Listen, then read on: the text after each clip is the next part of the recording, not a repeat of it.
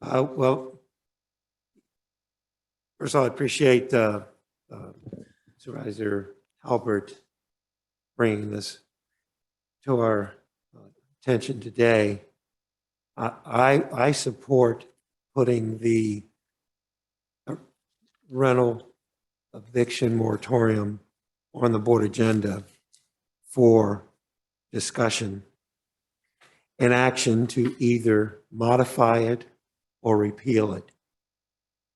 My preference would be to modify it, not repeal it, because the ordinance was enacted as a result of the state of emergency, and the intent was to protect tenants, vulnerable tenants, so they wouldn't end up being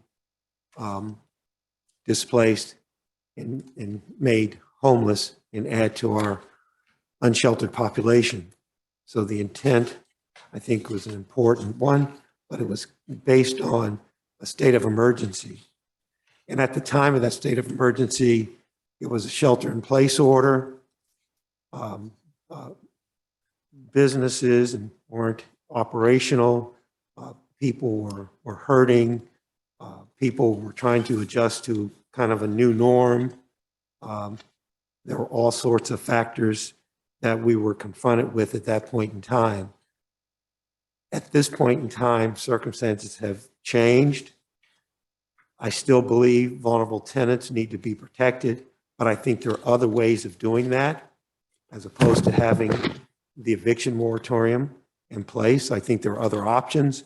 I know even at the time of us enacting the ordinance, I spoke to the fact that we could potentially look at a voucher approach. Right now, fast forward, I think there are other approaches we could consider. I, for one, feel the ordinance, the county council might not want to hear me say this, but I feel it's unconstitutional. I think it's a taking of property. We don't have the legal authority to restrict property owners in this type of draconian measure. I do feel for tenants, and I do feel for landlords, having been both a tenant for 19 years and a landlord for about maybe 5 years or so. And I described how I was a landlord when I moved out of my house and I couldn't sell it.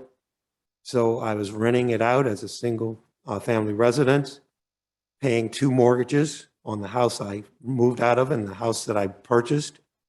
And so I would not have been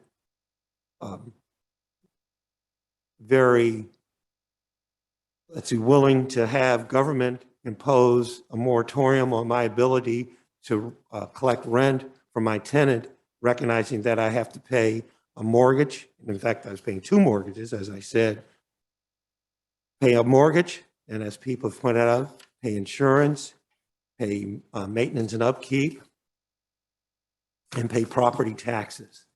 I don't think it's right, fair, or justifiable under the law to impose this type of restriction on property owners, especially when we have other ways of dealing with vulnerable tenants.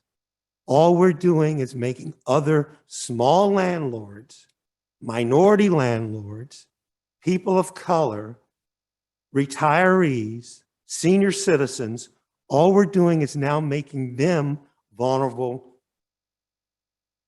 or adding them to our vulnerable populations. I don't think it's right. I don't think it's just. I don't think it's fair.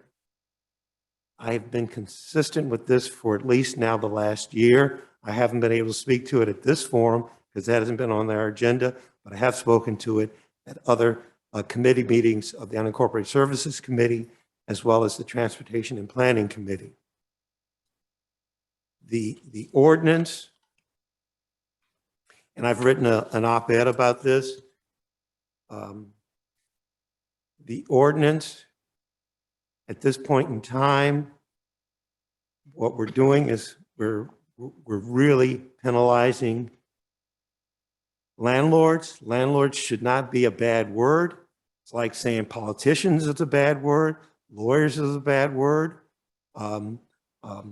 You know, calling lawyers sharks, calling politicians corrupt. Now we're saying landlords are, you know, they're the evil landlords, and the landlords have all the money, and the landlords are all wealthy. There are a lot of landlords who are minority, small, and low income retirees who are dependent upon having income coming from their emphasis on their property. People struggle to have gotten this property, and for government to impose these type of regulations on them is unconscionable at this point in time. If we modify the eviction, the rental moratorium, eviction moratorium, we can modify it so that it is more directly related to COVID and tenants who are continuing to suffer as a result of COVID. This ordinance presently prohibits all evictions, almost all evictions, and it doesn't allow tenants to have to pay back their rent for 12 months. And then the ordinance doesn't, the moratorium ordinance doesn't end until the public health emergency is called off, and that's a local public health emergency. We don't know when that's going to happen, and then 60 days thereafter. So there's no ending, there's no definitive endpoint, and that further, I think, penalizes landlords. And once again, I keep repeating, all landlords are not your wealthy corporate landlords. There are a lot of struggling landlords. Tenants who can pay and are abusing this, the eviction moratorium, I say shame on them, because they are hurting tenants who really need this. There are tenants out there, and we have enough examples of it. We heard it today. We've heard it at other meetings. We've heard it, on any number of occasions. There are tenants who are abusing this, and by them abusing this, they are hurting other tenants. And that's why I think we should step in and like I said, if we don't repeal it, and I'm not saying we have to repeal it, but we should modify it.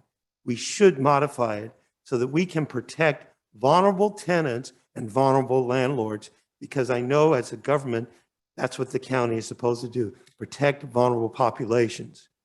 I think at this point, once again, County Council probably want to hear me say this, I just think it's an overreach on the part of government. Any other board member? Supervisor Brown, and then followed by Supervisor Halbert.